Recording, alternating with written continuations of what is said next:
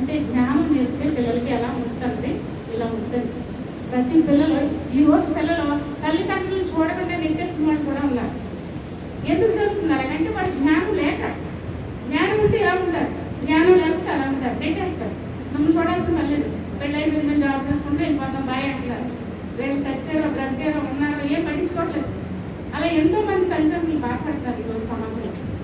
అలా బాధపడకుండా ఉండాలంటే ప్రతి తల్లి జ్ఞానంగా మారాలి.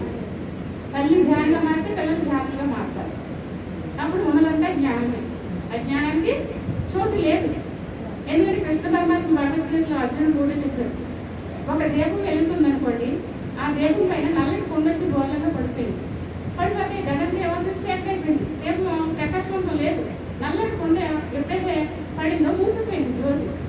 ఇదంతా అంధకారం అయిపోయింది. అప్పుడు చెప్పారు కృష్ణ పరమాత్మ, నువ్వు అయ్యో చీకడైపోయింది, అయ్యో చీకడైపోయింది, నువ్వు బోర్ని అక్కడ కూర్చుని ఏడిస్తే నీకేమి వెలుగు రాదు. చీకడైపోయింది ఏడిస్తే పని అవుతాం. అప్పుడు ఏం చేయాలంటే జ్ఞానం అనే కర్రను ఉపయోగించాలి అన్నారు శ్రీకృష్ణ పరమాత్మ. ఒక కర్ర తీసుకొచ్చి కొండనే 2 చెక్కలుగా కొట్టు అన్నారు. ఎప్పుడైతే ఒక కర్ర తీసుకొచ్చి అది పాల్గొడితే మళ్ళీ ప్రకాశవంతం ఉన్నది జ్యోతంతా మళ్ళీ కాంతి రూమ్ అంతా నిండిపోతుంది. అంటే ఆ నల్లటి అజ్ఞానాన్ని తొలగించుకోవాలి. మనలో ఉన్న అజ్ఞానాన్న కర్రను తొలగించుకోవాలి. అది జ్ఞానం అనే కర్రతోటే సాధ్యం అన్నారు శ్రీకృష్ణ పరమాత్మ. ఆ జ్ఞానం అనే కర్ర నువ్వు ఎప్పుడైతే ఉపయోగిస్తావో జ్ఞాన దీపాలు వెలిగించింది.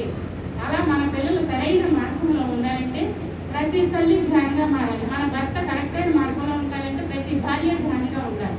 అప్పుడే సంసారం హ్యాపీగా ఉంటుంది. ఇది మన డైలీ జరిగే కార్యక్రమాలు చూసుకోండి. ఎంత నిదర్శనం ఉంటుందో.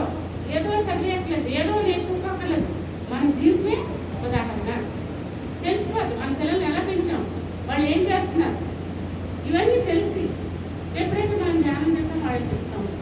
మన ఇంటి పక్క వాళ్ళకి అందరికీ వాళ్ళకి వెళ్ళామని మనం ధ్యానం చేసుకున్నామా బాగుంటుంది, ధ్యానం చేసుకుని చెప్పాలి. అది చెప్తే మనం కూడా ధ్యాన ప్రశాంతం చేసినట్టే.